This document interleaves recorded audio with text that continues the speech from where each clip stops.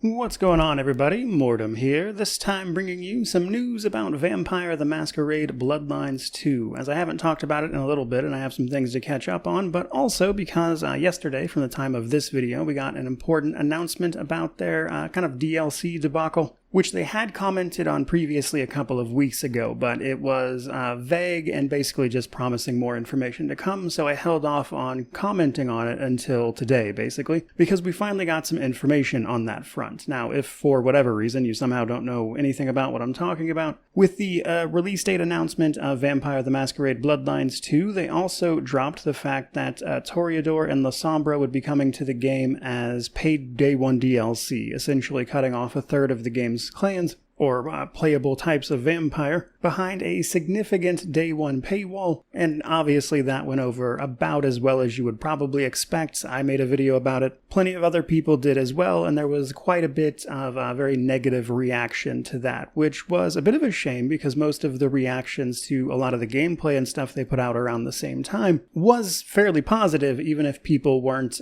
necessarily excited that the game probably wasn't going to be as comparable to the original Bloodlines as they would have preferred. But long story short, not terribly long after all of that went down, they put out an announcement effectively saying, hey, we've heard you, we're going to change this, but we don't have details just yet. Well, yesterday, from the time of this video, they've given an update on that, telling us that come September 17th, we will know the specific details of this and what exactly it is they are planning on doing about all of it. Now, I will more than likely make another update around that time, which may very well be my final video before the game actually releases on October 21st, but it does look to be somewhat substantial because alongside that update, they gave us probably the other roughly expected part of this because they are announcing that PlayStation will be reaching out to people to refund the people who pre-ordered the premium edition, which came with the paid DLC that I'm talking about. Now, in order to make all the changes they're going to have to make to this, especially last minute like this, they have to work with, of course, the places that act as storefronts where this stuff is actually happening. So I did find it a little curious that this update only mentioned PlayStation specifically, where I know people have actually already pre-ordered stuff on like Steam as well, as an example. So it may well be that September 17th will come around and we will have more information about that specifically, or perhaps a little bit sooner because apparently PlayStation is going to start the refund process for all this stuff on Monday, September 8th. Now, personally, I think obviously what I would enjoy is that they would simply roll it into the base game and it not be a paid Day 1 DLC at all.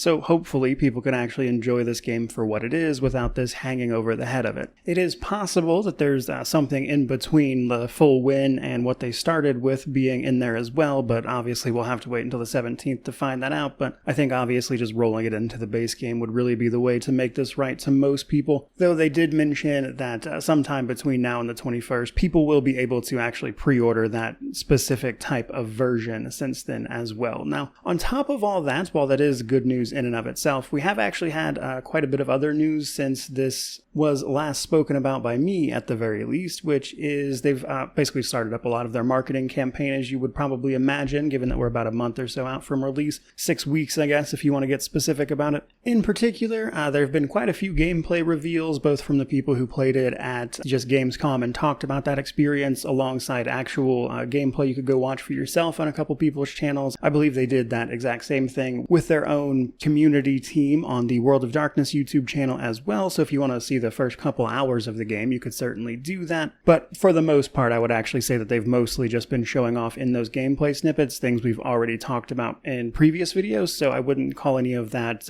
necessarily new information, but rather being able to see it in motion, which is beneficial for most people, which I think is the right way to go under the circumstances. Beyond just those gameplay showcases and everything, they've also put out a few trailers. They've showed off Fabian, the voice in your head, the Malkavian detective vampire, who almost certainly has something else going on as well, given his nature as a Malkavian, but they kind of gave you a rough idea of who he is and how he fits into this world here via a trailer that they talked about, and then they also did a Ventrue highlight trailer as well, which they plan on doing for the other clans on top of this, just kind of showing off what the Ventrue were all about. They actually did show off some NPCs and stuff in that trailer as well that were interesting, and talked about the dynamic of Lou, who was the prince, stepping down to let somebody else take the reins, but it also seems that Lou is still wielding a great deal of power, so there's clearly more to that situation as well. But they also gave a pretty good look at Ventrue, like class abilities, being able to have mortal enemies take themselves out alongside a bunch of their other abilities related to like feeding and the like. So all in all, pretty good showcases, honestly. I think it's a pretty good idea of what's to come. Now, I will say, just opinion-wise about all of this, I think it's pretty clear by this point, just from all the gameplay and stuff they've shown, it's probably not going to be the exactly RPG experience that people were expecting from Bloodlines 1 specifically. This looks like it'll probably be a pretty good experience in and of itself, but specifically as a sequel to Bloodlines 1, I think people might be left disappointed in that regard. But this would hardly be the first series to have done something of that nature, so I don't think it would necessarily be the end of the world, mind you, but we'll ultimately just have to see how it plays out on that front. All in all, honestly, I think